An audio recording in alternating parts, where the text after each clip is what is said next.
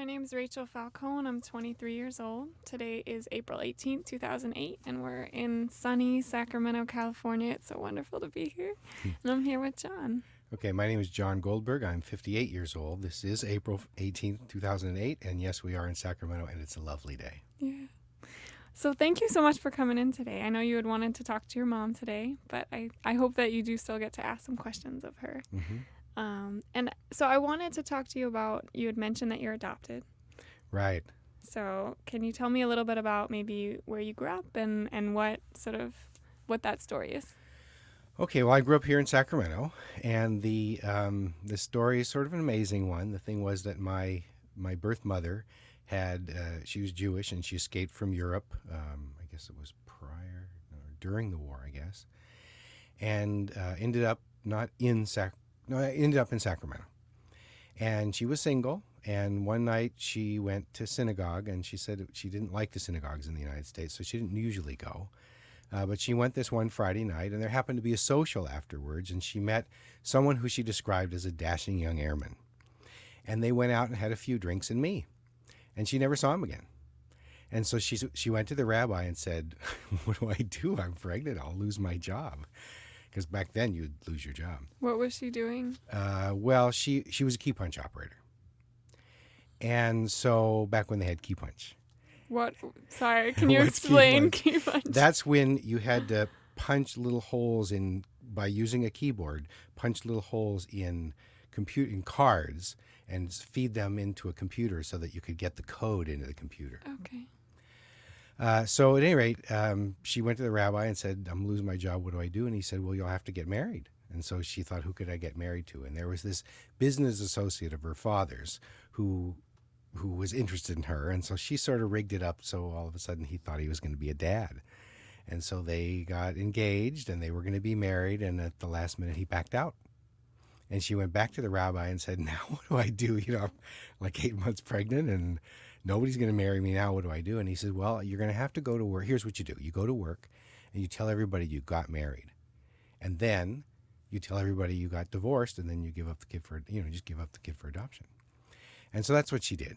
And it's hard for me to imagine what it would have been like for a woman to go to work and pretend to be married and everybody's happy for her and the baby and all this stuff. And so the next thing that happened was that I was born, and when I was 2 days old, she and the doctor and I got in the doctor's car, and we drove around in circles here in Sacramento, all over the place in circles.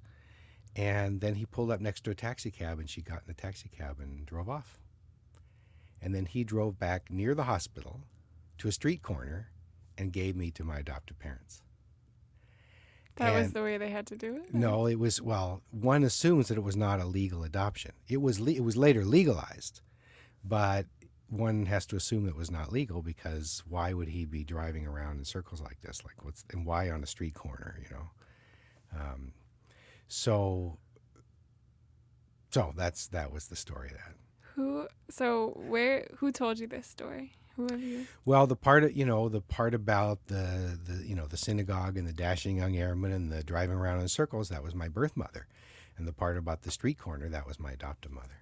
So when did you met your birth mother? Right. I met my birth mother when I was 30, and it turns out I have some birth siblings who I've met. And that's been amazing for me because I grew up as an only child. So it was amazing to have people in my family who I look like, and who I feel like I have something in common with that I haven't had in common with other people. So you grew up with, well, first of all, what is your birth mother's name? Well, let's just say that it's Linda. Oh, okay, that's fine. So you grew up in your family so you were an only child. Right. And when did you find out that you were adopted? Well, my parents said they always, right from when I was little, that they used to, really little, they used to read me this book. And I think I found the book in a bookstore decades later. It's like, little X is adopted, and you fill in the name of the kid, right? So they used to read me this book about how little Johnny was adopted. But I never got it. When you're, 3 and 4, you don't get it, right? When you're about 7, that's when you get it. That's when I got it, right? And of course, Then the stuff that kicks in for adoptees is like, well, who are my birth parents, and why didn't they keep me? You know, and since you don't know the answer to that question, and since records have been sealed in the United States in almost every state for so very long time, you know, you end up. I think what a lot of adoptees do is they end up with getting two very separate sets of fantasies. One of them is, you know, the prince and princess fantasy, you know, thwarted love, or the rich people, maybe there was some scandal. I don't know. You know, these were these wonderful, powerful, beautiful people who, for some terrible fluke of luck, couldn't keep their kid. And on the other side of the fantasy, it's like, well, you know, maybe there's some horrible criminals or drug addicts or something, and the kid was taken away, or they left them in an alley, or, you know. So these really extreme poles of imagination about where you might have come from, and there's no way to resolve that, you know, as long as the records are sealed. How do you remember how you felt when you sort of got it, when you realized? Well, I remember there was a party. My parents and their friends had a party. I'm not sure if it was at our house or not, but there was a woman there who was drunk, and she said, "Oh, there's your cute little adopted son," and everybody in the room went, and I thought to myself, well, gee, there's nothing wrong with being cute, and there's nothing wrong with being little, and there's nothing wrong with being a son. So there must be something really wrong with being adopted. And what I realized later was, and so I sort of, you know, for a long time I thought, oh, gee, she was so terrible for saying that. But what I realized was she didn't say anything wrong. It's true, I'm adopted, and I was little, and maybe I was certainly a son. I don't know if I was cute or not, but, you know, anyway. But the thing is that what was the problem was people's reaction. That was the problem. That's what made me feel bad about it. But the thing is that there's stuff in our society about being different. There's stuff in our society about being different in any way. In fact, that's, I think, one of the reasons why my job now is managing the diversity program for the city of Sacramento, because I know from personal experience what it's like to be different from other people, being adopted, being Jewish. Then later I lived in Costa Rica and being different there. And I know that we do treat people differently when they're different, and usually in negative ways. And so, you know, that experience in my life of being adopted has had a big effect on me, and being concerned about social justice, and especially social justice around issues of difference. Where do you think that you felt the most different? Was it at school, or was it in your within your house, or when did you feel different? Being adopted? I don't think I can really say. I don't know. But did you ever have difficulty in school with it, or feeling like, or no? No, I don't recall that. Yeah, I remember one time, only once that I can recall, there was a problem in school when a kid, this is elementary school, there was only two Jewish families in our neighborhood, as far as I could tell, because there was only two sets of Jewish kids, or at least in our school age cohort, right? So there was one other family and me, and so one of the kids in that other family was in my grade, and he was my best friend. And so one time the two of us were out on the playground somewhere, and there was this other kid, and this other kid called us dirty Jews. Well, of course, he wasn't very bright. There was only one of him and two of us, so of course we took the opportunity to beat him up. But that was the only time I recall anti-Semitism. I mean, there weren't very many Jews in Sacramento at the time, so I don't think it was a widespread notion. So I felt different to some extent for that reason. But then when I was 12, my dad died. And so it was very different to be a teenager without a father in, you know, where I lived and in the circles that I was in. I was the only kid, I think, that I knew that didn't have a dad. So that I felt different for that reason too. Mm. So did your family raise you Jewish, your adopted family? Yeah, they did. They did. Mm-hmm. Okay. And so what was your relationship like with your parents? Obviously, you lost your dad at a young age. Yeah, I think I had a good relationship with my parents. My dad, yeah, it was really sad when my dad died. You know, I think any time a parent dies, whether you're 12 or, 82, it's still tough to lose a parent. But I think 12 was a particularly tough age for me because I was just starting to be an adolescent, and I needed a dad, right, to give me a little guidance about how to go through that stuff, and he wasn't around, and it created a difficult situation with my mother, and I read at some point that the most difficult family configuration is one mother and one son, because the mother really wants to protect that one and only kid, right, one son, and the son really needs independence, and so those two things are at odds with one another. So that was a difficult time. And it's about that age when I think a lot of kids just start to become independent. And Absolutely. it's just sort of like that age when I Right. think a lot of kids rebel. Right. Do you remember conversations with either both your parents or your mom about being adopted? Only vaguely. Seems like I said, seems like I talked about it, and she said something like, well, when you're 18, you can go look. That's a common thing that parents say, so I'm not exactly sure if she was saying that or if it's just something I sort of heard. Because later I got very involved in adoption stuff, especially about opening the records and things like that.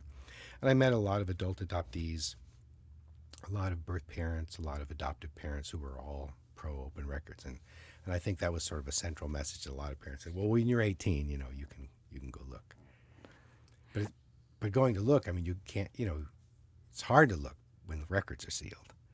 So did your mom know about your birth mom, or did No. they didn't have any? No, those were closed adoptions in those days. And in fact, let me share with you, my mother, for the first 6 months of my life, my mother never took me out of the house because she was afraid that my birth mother might come back and take me. And so, and I was the only kid, and I guess the situation was that my adoptive father couldn't have kids, and so that unless they adopted another kid, I was going to be their only one.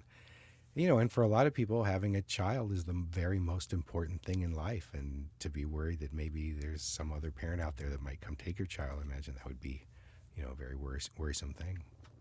Yeah, it sounds like your mom really wanted to have a child and sort of really, I don't know. Do you feel like she enjoyed being a mom? Oh yeah. My parents were great. We had lots of fun. I remember us, going to the snow and going to the park and the zoo and going to the drive-in movies and eating more popcorn than anybody should eat in a night, and just, and having a lot of fun. Mm-hmm. Mm-hmm. And so, as you were growing up, what you said sort of you imagine a lot as a kid, I'm sure, sort of, Mm-hmm. where did I come from, Right. So what were some of those feelings, or what made you, when do you think that you started to want to know, or do you feel like you always I guess did? when I was 7, right then you wonder, if I'm adopted, that means I came from somebody else, and who else did I come from? I mean, those are the two questions. Who are my parents, and why didn't they keep me? And so for a lot of adoptees, certainly for me,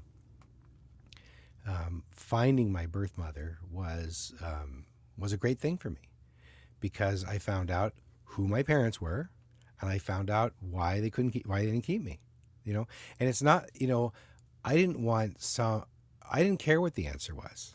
I just wanted to know what the truth was. I wanted to fill in the gap in my knowledge about where I came from.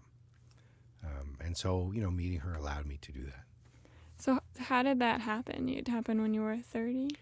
Yeah, actually, when I was about 25 or so, I think it was about 25, I just happened to read a little article in the newspaper that's just the tiniest little paragraph in the newspaper saying that one of the laws that sealed one aspect of the adoption records was a sunset law. It was running out. It had run out. And the California State Legislature was debating whether to renew it or not. And that piece of the legislation was the piece that prevented the adoptive parent from getting a copy of the adoption decree. So I called up my mother, my adoptive mother, and I said, would you go get me my adoption decree? And she said, well, gee, I don't know why you'd want it, but of course I'll get it. I mean, she felt threatened, right? And she went and got it for me. And right there were the names, the names of my birth parents and where they lived and what their occupations were. And so it was not difficult at all to locate them in documents. They used to publish, I don't know if they still publish, a thing called the city directory in a lot of cities. And you can find in there people's names that are not in the phone book. And you have to list their occupations and their addresses and their phone numbers. And so, there they were. Was it like through an adoption agency, or was those just the birth? They were just the birth records of. That was the adoption decree, the court's decree. Okay. Was the court's decree. There was no agency. So there was. As far as I know. I think it was a lawyer that handled it. Okay.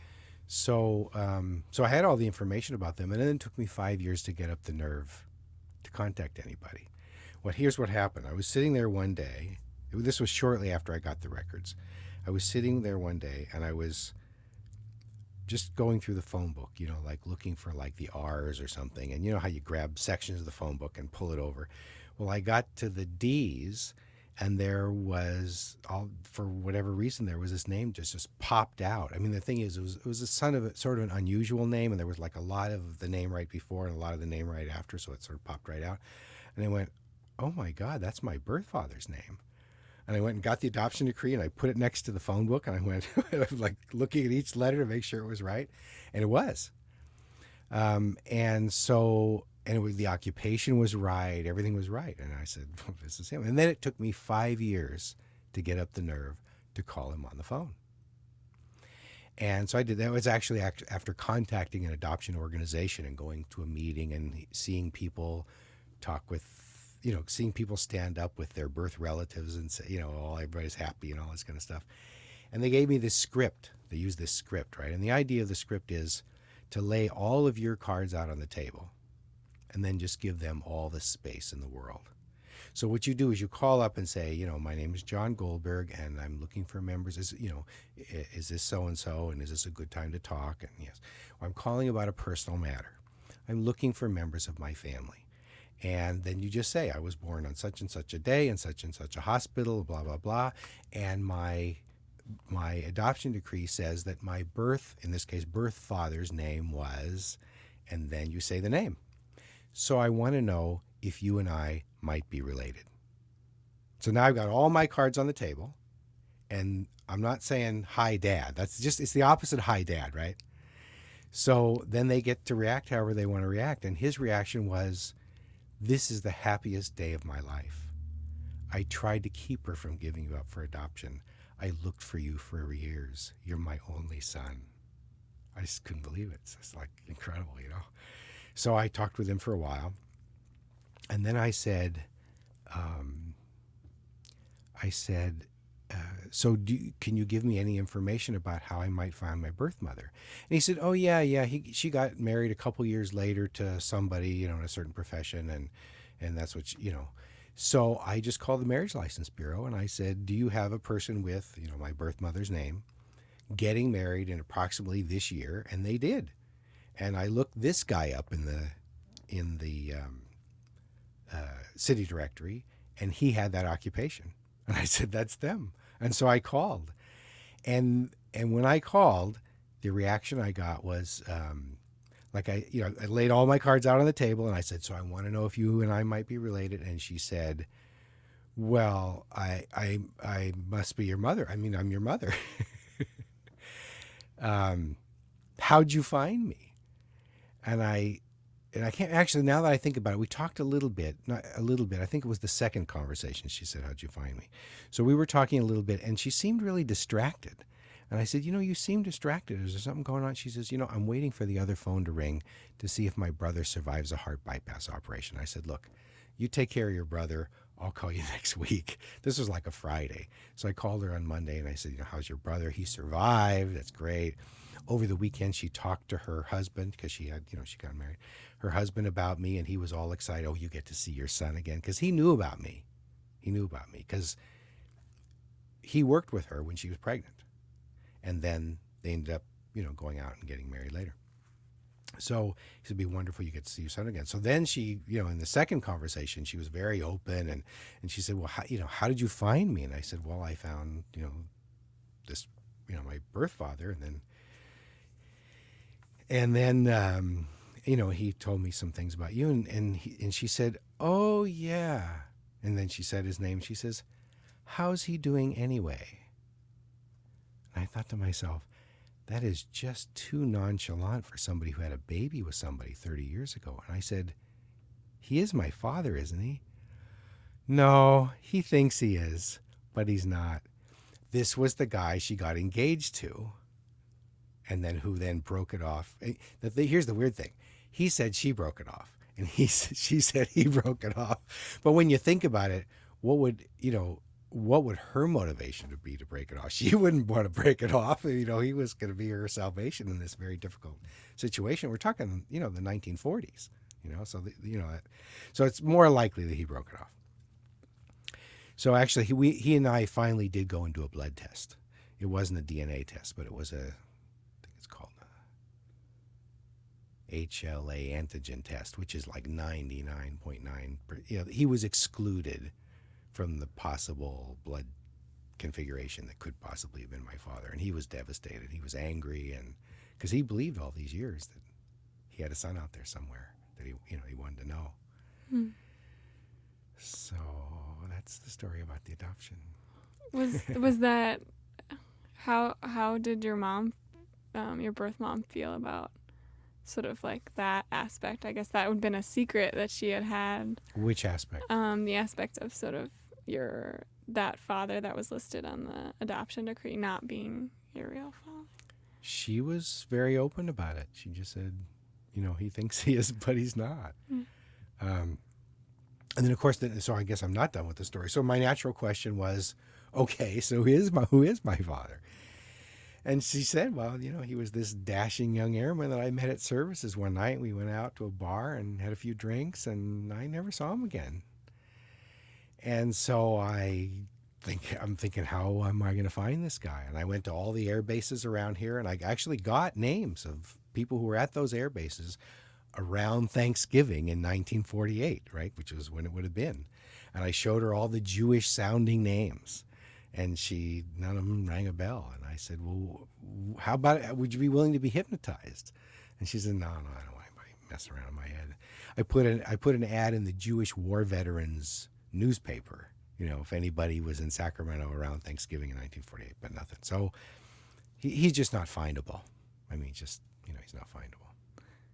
How did it feel to sort of hear that voice and know that that was your birth? Oh, it was great. Oh, yeah. Wow. I'm so glad you asked. I had this warm feeling right here in the center of my chest. And where do mothers hold their babies? Right, right there in the center of their chest, right? I just knew it was my mom. It could have been a housekeeper. They could have moved. It could have been a wrong number, But it's the second she answered the phone, I just knew it was her. Have you gotten to meet her in person? Oh, yeah. So in that conversation, she said, so when are you going to come see me?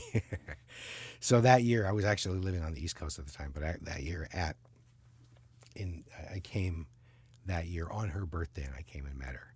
And she showed me, pictures of her parents, and her, I looked like her father. It was like the first person I ever saw that I looked like.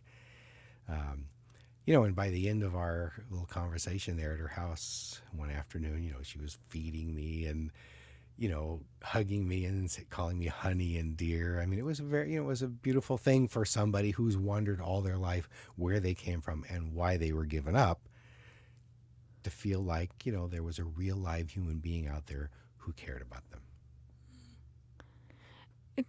You definitely feel like you accept that this story of your life. Mm-hmm. Do you think that you've always been accepting of it, or did you ever feel upset that she had given you up? Or I don't know that. No, I guess I don't recall feeling upset that she gave me up, because I never knew why, And what you find, I've talked now to hundreds of adult adoptees and birth parents, and what you always find is that there's just never anybody who just says, oh, I just don't want this kid. That just doesn't happen. You hear stories now with crack and stuff, at least a few years ago, you used to hear stories about crack and these parents or mothers who just had no maternal instinct and just threw their kids away. You heard some of that recently, but, now that I have a child who's almost 3, and that's actually the third thing I would talk about, is, people just adore their kids and, wouldn't give them up if there was any way they thought they could possibly avoid it. But, times were different back then, and, I knew that. And, once she explained what the situation was, I understood it and I accepted, and that's the way it was. How do you think meeting your birth mother affected your being, like, both your relationship to your own family, your mother, and then your son, having your son?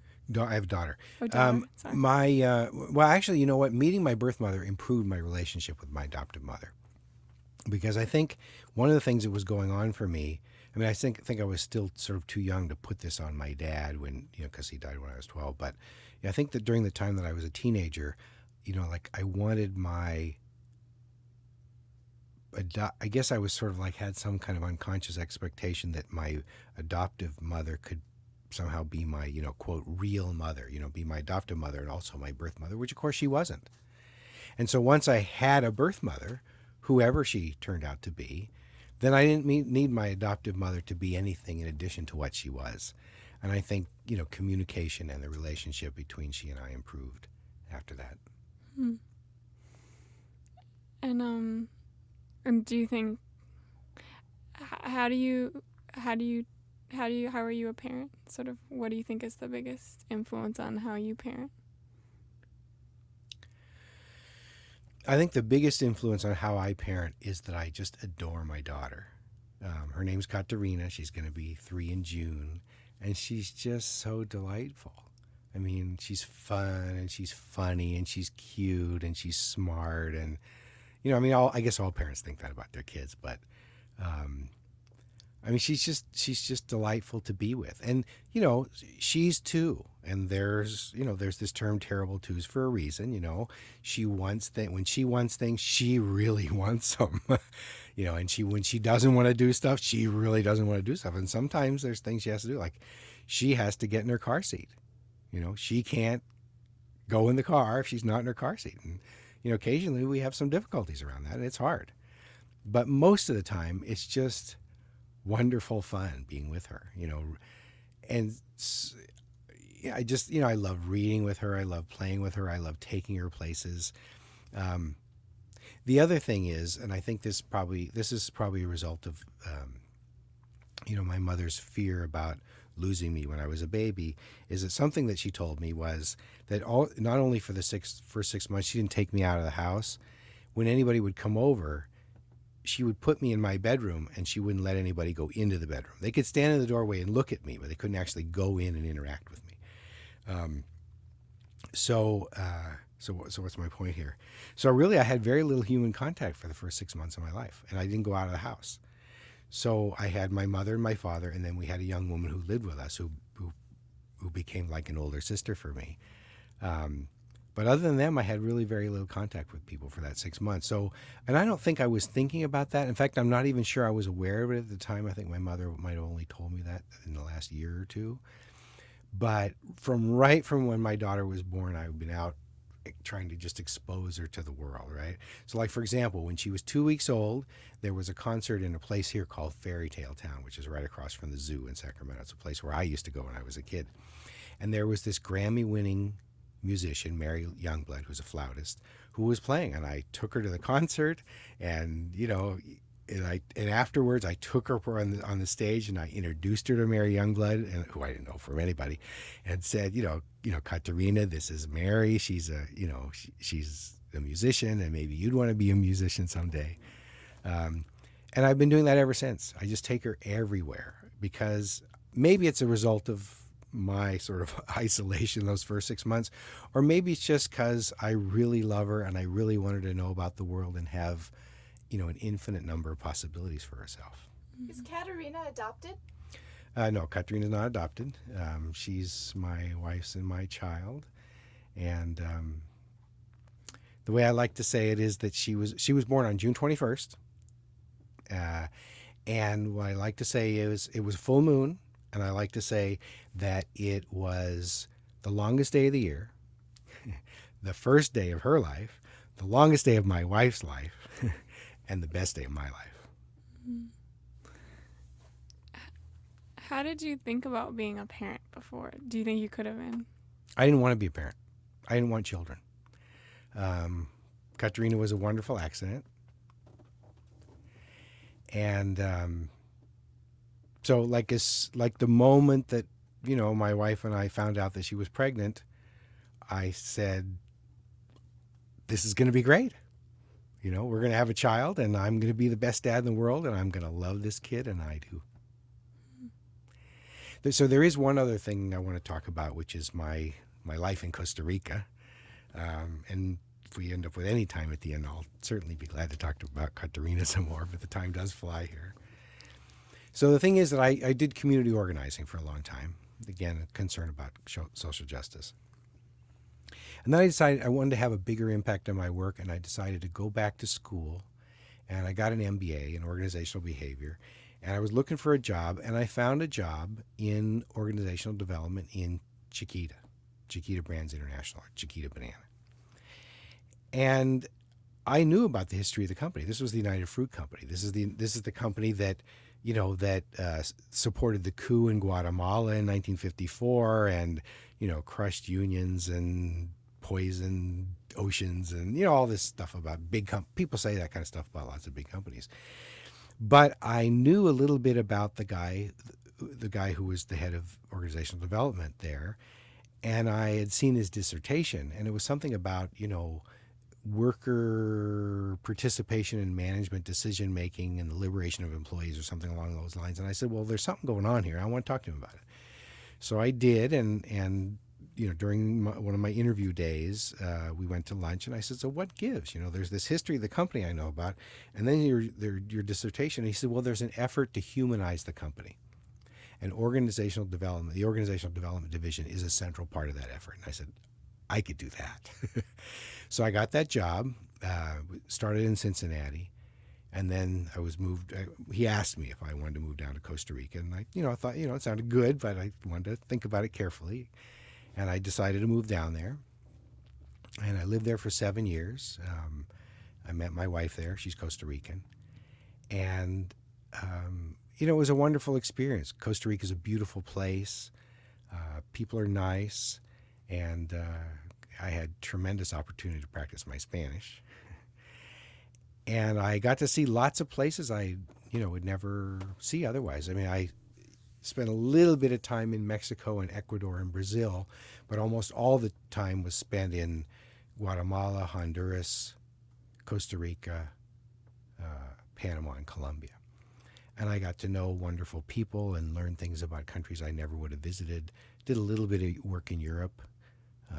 Got to go to Prague, unbelievable place. So it was a great job.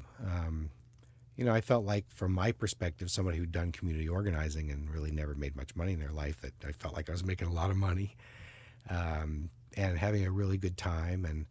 And then the other thing that's become important to me now is that I really became close with my wife's family, especially her aunt and uncle and her cousins. They live in a little rural area. We ended up building a little house there. The idea is to go live there someday. And they're just really wonderful people, and they drink spring water out of the tap, and they have fresh air, and they live in the middle of coffee fields, and it's very nice. What was it like to try to humanize that company? What is sort of the work of that? Well, the major thing we did was we started a corporate social responsibility process. And so here was a company that was 100 years old. It was the biggest company in Central America. It had formerly had 90% of the banana market. It was the banana industry, basically. And it had no explicit values. The other thing was that it had a code of conduct, as many companies do, but the role of the code of conduct was to protect the company from the employees, like no stealing and no insider trading and stuff like that. But what we did then was to work with hundreds of employees around the world in focus groups to develop a set of values for the company. Things like responsibility, respect, integrity, things that, opportunity, things that people in the company believe in. And also, we added significantly to the code of conduct a whole section to protect the employees from the company, like no child labor, overtime pay for overtime work, health and safety regulations. And then we went through a process of implementing that, facilitating management teams to develop their implementation plans. And then we did this whole monitoring thing where we went around and audited, in farms and in ports, on ships, and then in the marketing offices, to make sure that the values and the code of conduct were being complied with.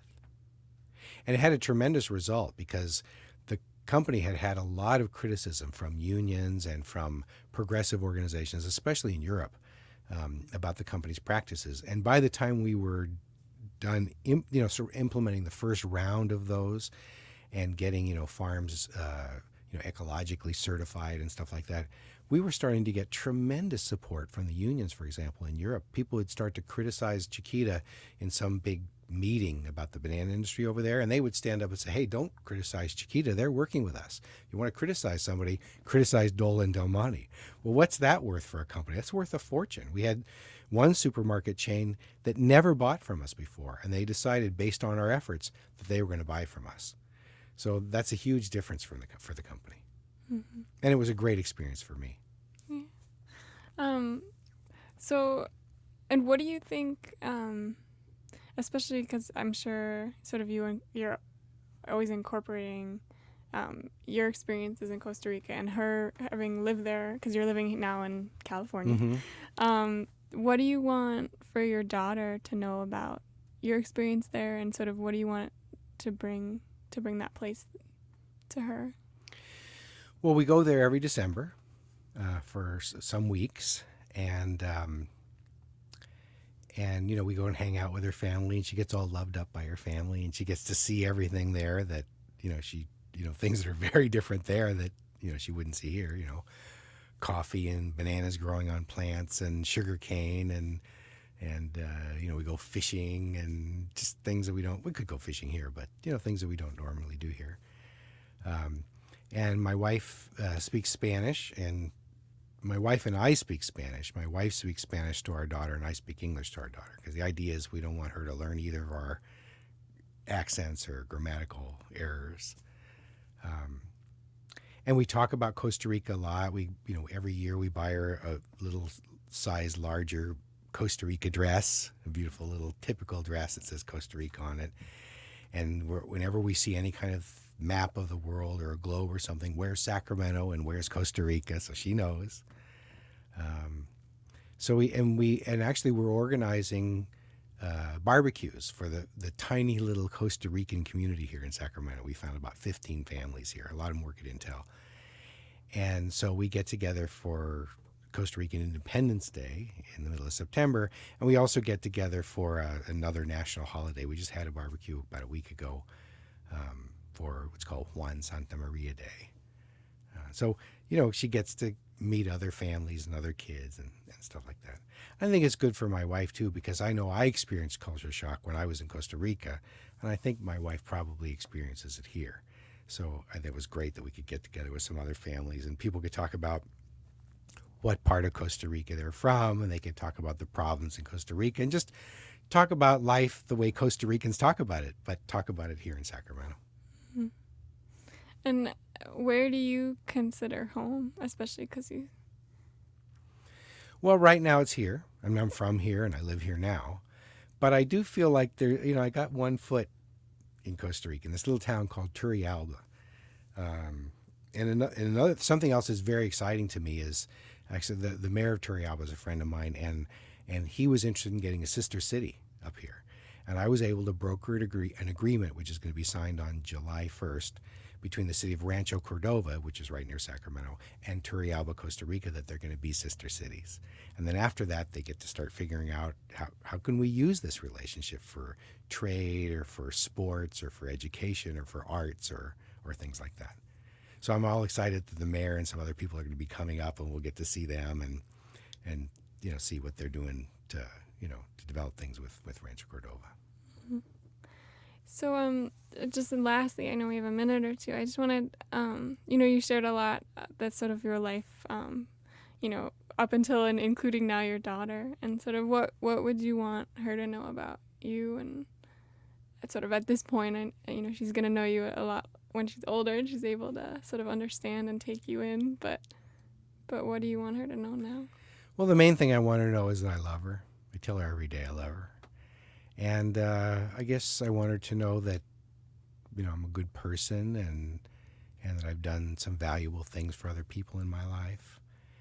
And my goal for her is I want her to be a happy and good person. I would like her to be successful, but, I want her to define what that success is. I don't have a particular path I want her to follow. And that's why I want to expose her to everything so she can choose, the best path for her. Well, thank you so much for coming in. Thank you very much for the opportunity.